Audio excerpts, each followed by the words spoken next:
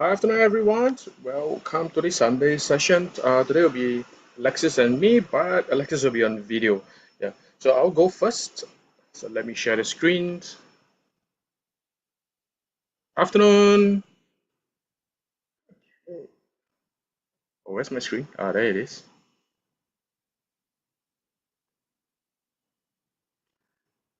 All right. So without further ado, let's jump straight. As always, I do a currency index analysis on the weekly time frame. Then I will zoom in on the 4 hour to look for opportunities. It's quite a simple concept. I actually look for just technical SNR, support and resistance on the currency index. So you can see I've already ranked accordingly. So the highest will be my strongest. Mid usually is not really entirely sure where it will go, or you might range, and the bottom is always the weakest. Yeah, so this keeps me focused on the following week ahead as to what kind of setups I should do, I should spot. Now, top of my list is actually the Aussie index. You can see on this particular level, even from the past, bounce once, break, came back shortly, and then multiple rejection. Yeah, it seems that Aussie just the currency of Aussie wants to push higher. Now, not very high. You can see that even from last year March till now, it is actually on a wide range. Yeah. So now you can see these ugly spikes and these ugly tails from the tail bars. Yeah, it seems like you just want to push higher and then comes back down. So this is very much a range play on just the currency index alone. But from this, we can actually deduce that there's a good chance that the Aussie will actually strengthen for the next 2 weeks. Yeah. So for me, particularly as a swing trader, this is actually a good opportunity for me to get in if there's a good technical setup. Now, next on my list is actually the Canadian dollar. You can see this, uh, pretty much same story as the Aussie index. It's on a pretty wide range. Yeah, and now it's actually at the bottom part of the range. Yeah, so same as the Aussie, you can see that once it's at the bottom part of the range, then naturally I will suspect, okay, it's not a guarantee. Sometimes it may just have a false break. Again, back to the Aussie index, you can see that this is there are multiple false break that happens. Yeah, so but the Canadian index is actually pretty clean. Yeah, you can see that again, SNR is never a science, is an art. So it may possibly have already bounced, and remember that we're on a weekly chart. If this is really a bounce, then for the next 1 or 2 months, it may actually just strengthen all the way upwards. Yeah. So for those of you who do the fundamental analysis, you may find some truth in it. I don't pursue fundamentals, but just from technical side of things, the Aussie and Canadian looks like it's ready to strengthen, which is good news to me. Now the dollar index, again from last year Jan to now, you can see that it's on a pretty wide range. In fact, if I zoom out, you can see that this is where price has been since the May 2022, 2022. Yeah, so it's in this range. Now, price is almost at the top of the range already. So naturally, I'll suspect that it will actually go down, but it has not really have an actual bounce since April. So it might just have a final push up before it goes down. Now, this is the part where I would say I'm not entirely sure whether it will have a spurt up or it might just come down straight away. Yeah, so that's why I rank this in the middle. Same as the Euro index, you can see that once the levels are marked out, it's pretty clear that it's actually in the middle of nowhere. I don't really know where Euro wants to go, so I don't really want to trade Euro for a time being.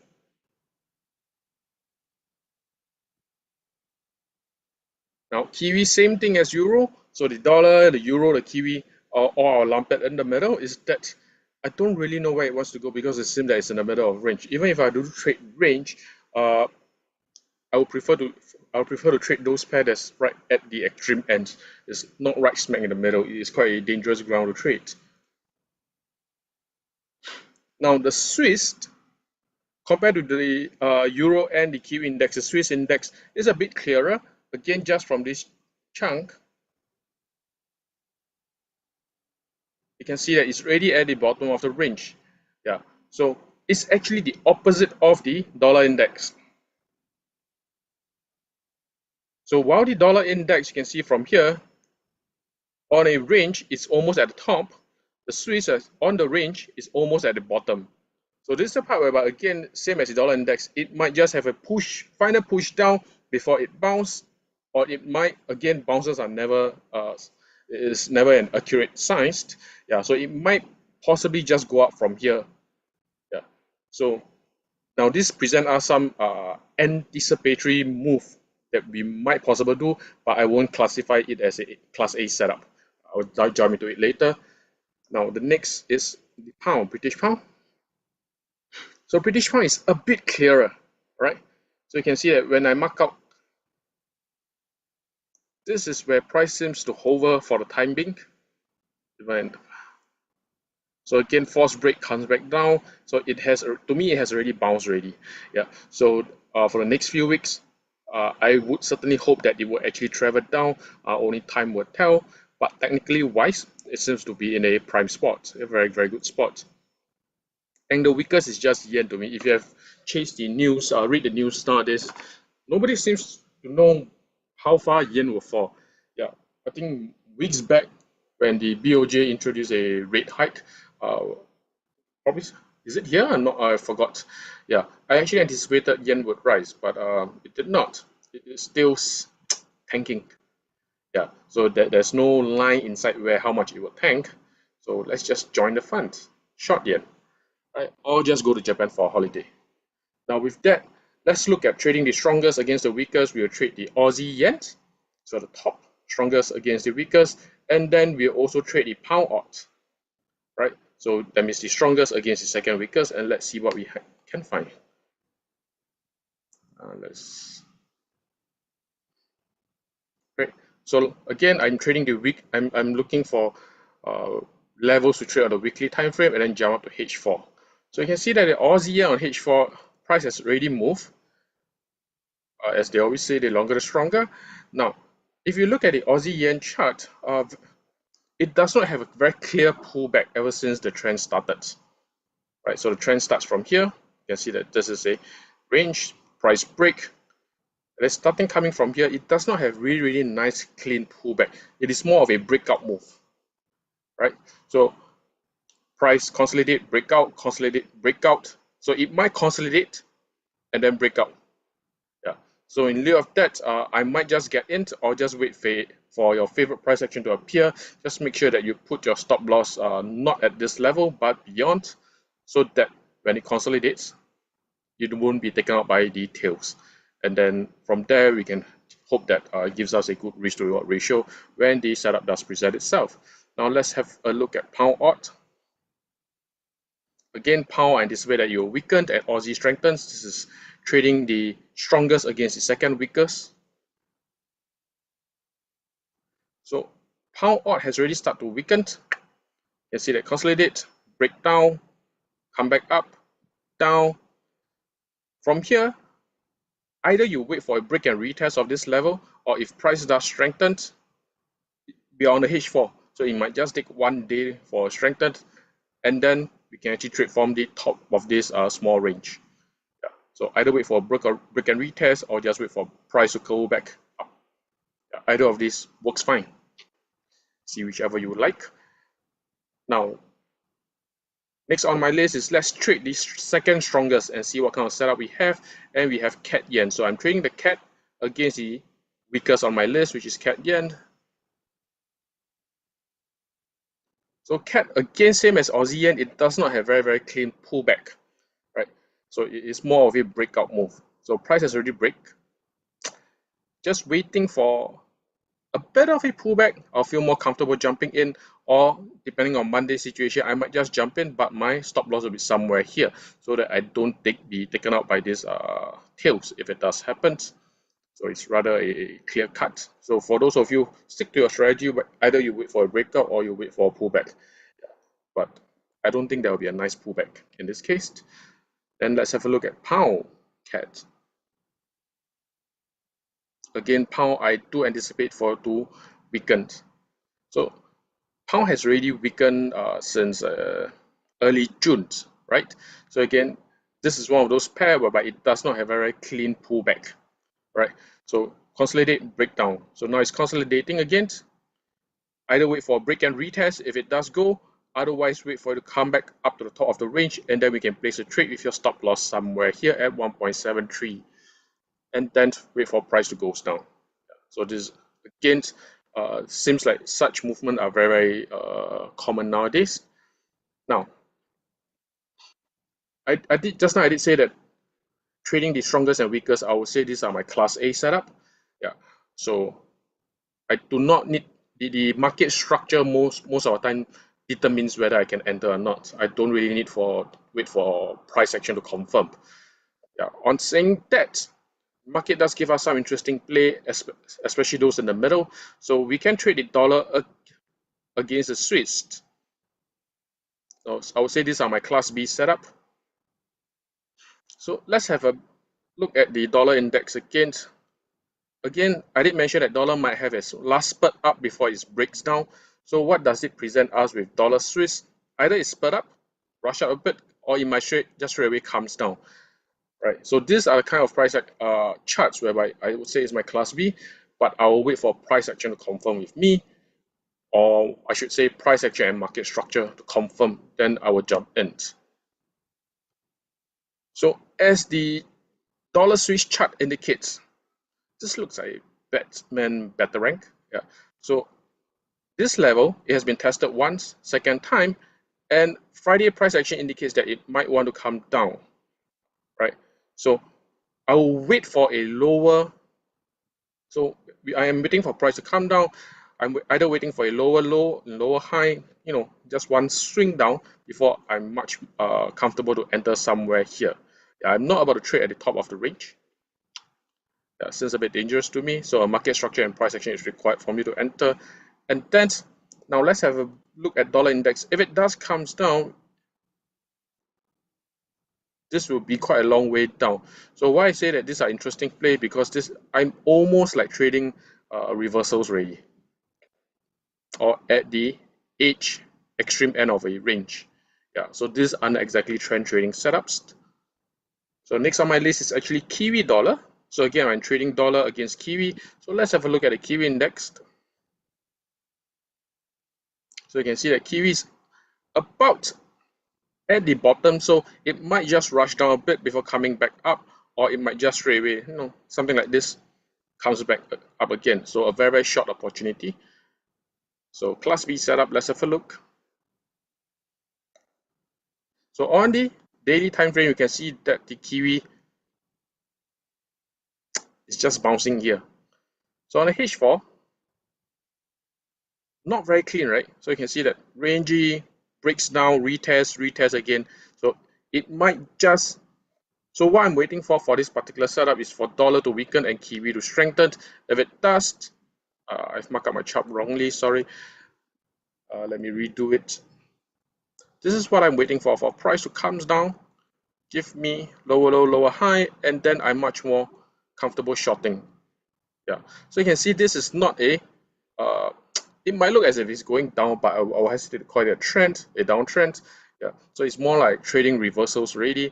But if done right, you can go for a huge risk to reward ratio, usually 5:1 and above. Not in a rush to actually take profits. Yeah, like I mentioned, Class B setups, the win rate isn't great, but if done right, the rewards are huge. Yeah, so these are the 6 pair I'll keep on my list to trade for the coming week ahead. So I'm done with my currency index analysis, and next Alexa's video will come up. So give it. So let's see what Sam has for us. So Alexis is mostly doing fundamentals analysis.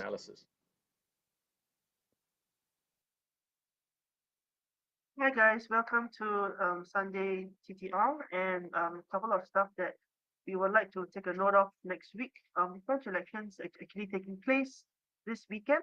All right, couple of news that's coming right out. So if you Google French election, you kind of know what are the couple of talks that's coming out for the French election. Now, I didn't really read too much into the news. A lot of it is just pretty much noise. What I would like to do is take a look at the charts.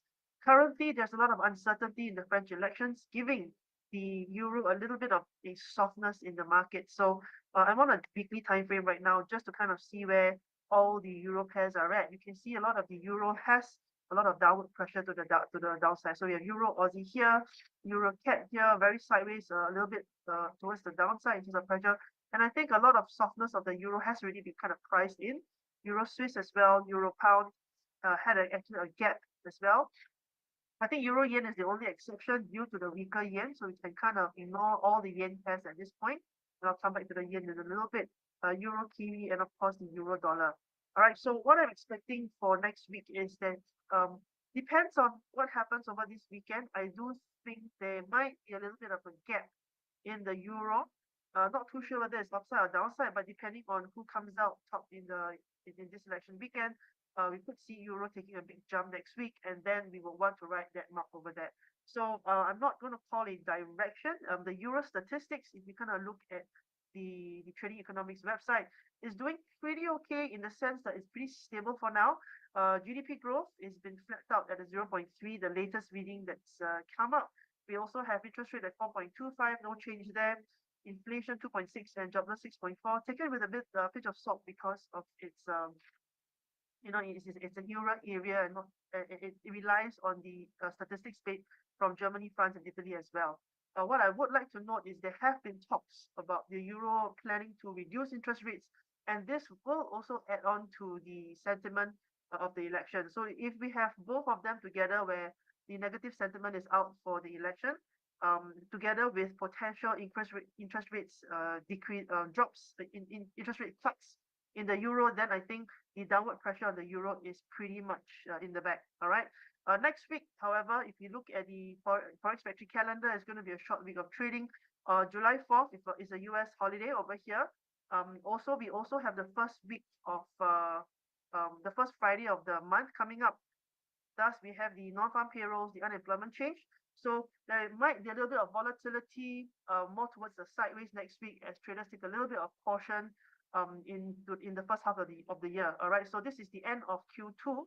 A lot of traders might be adjusting their portfolios according to their P&L. So they might be profit takings that's going to come up before the unemployment and non-farm numbers come in. So might be a little bit more volatility in the market. So do be a bit more careful.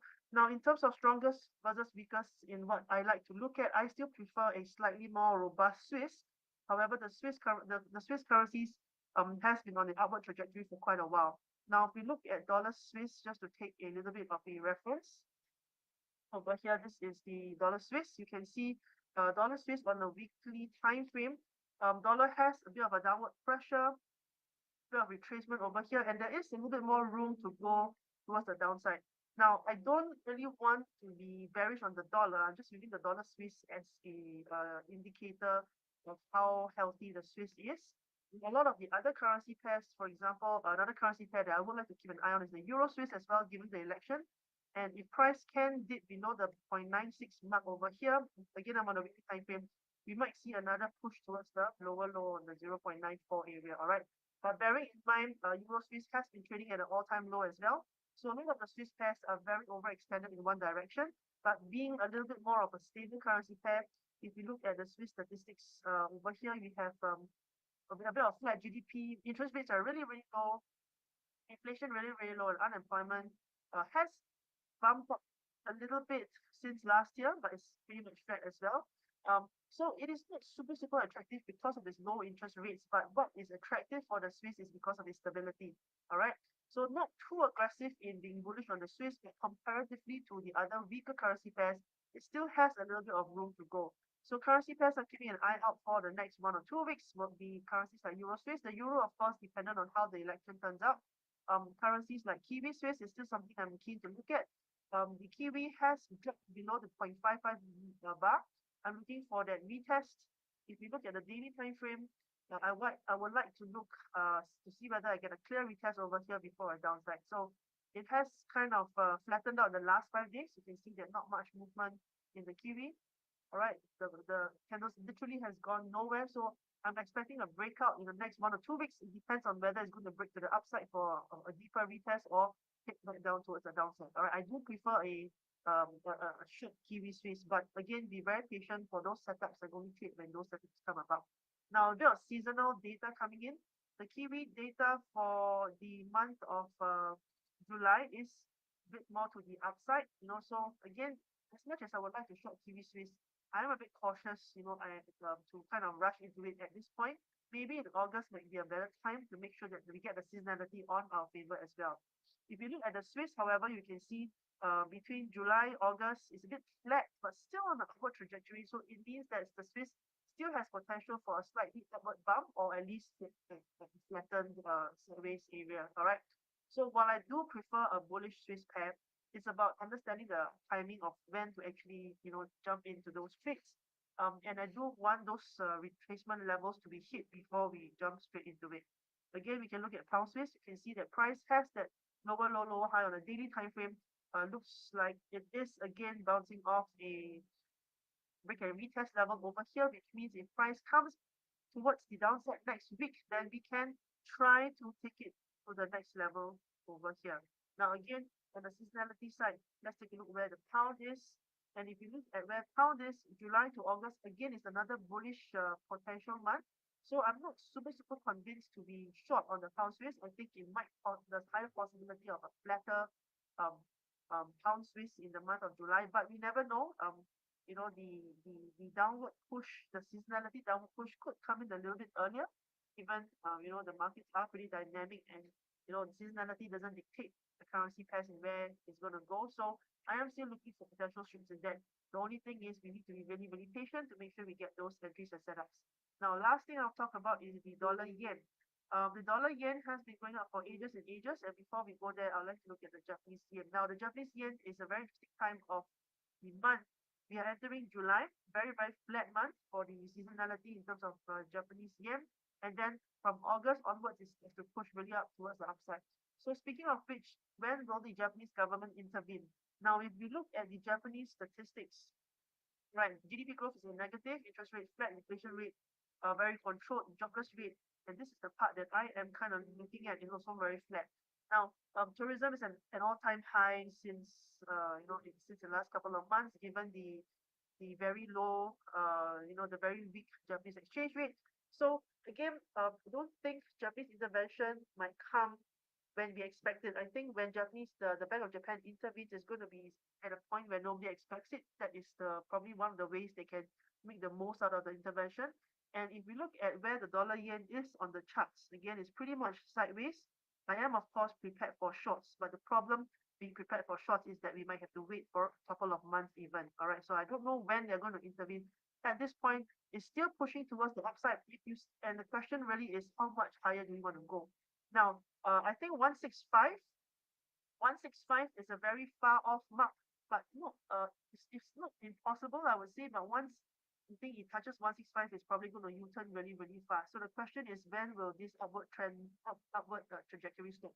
So the next couple of weeks will be really interesting because if you do get signals for a bullish dollar yen move until we hear more from the Bank of Japan, I would say just focus on the technical signals. It will be a lot safer than fundamentals, and of course, keep that risk management tight. All right.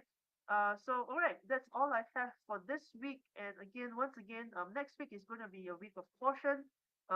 Short trading week because of the holiday on Thursday, the 4th of July, so the bank holiday over there, and also a lot of data coming out. So do trade with caution. I would like to see what happens with the French election over the weekend to see whether we can get potential shocks in the euro the of the election. Plus, if ECB President Lagarde gives us any indication of whether or not there'll be interest rate cuts, I think a possibility of short euro pairs might come in. And if the short euro pairs do play out, then I would of course like to look at Euro Swiss. Even over the next couple of periods of time, you can see Euro Swiss has really pushed up towards the upside. So it's either it gets a further retracement. Let's see if I look all the way over here, it's already above. Maybe a further retracement towards a 0.97 area before we see a U-turn towards the downside. All right, so Euro Swiss is a currency pair I would like to see whether it plays out, but a safer bet might be the Euro dollar. It's trading in this block right now. All right, and very little space towards the downside. Again, a bit more uncertainty on the euro, really pending maybe you know, we have to see how the charts respond on Monday before we can actually, figure out a direction in the euro. All right, because if interest rates are going to be further cut in the euro, then of course I think further downside might come in. But the euro has been soft for a little while already, so it might have already been priced in. All right, so that's all for me this week. Thank you guys and trade safe. Cheers, everyone. Bye bye.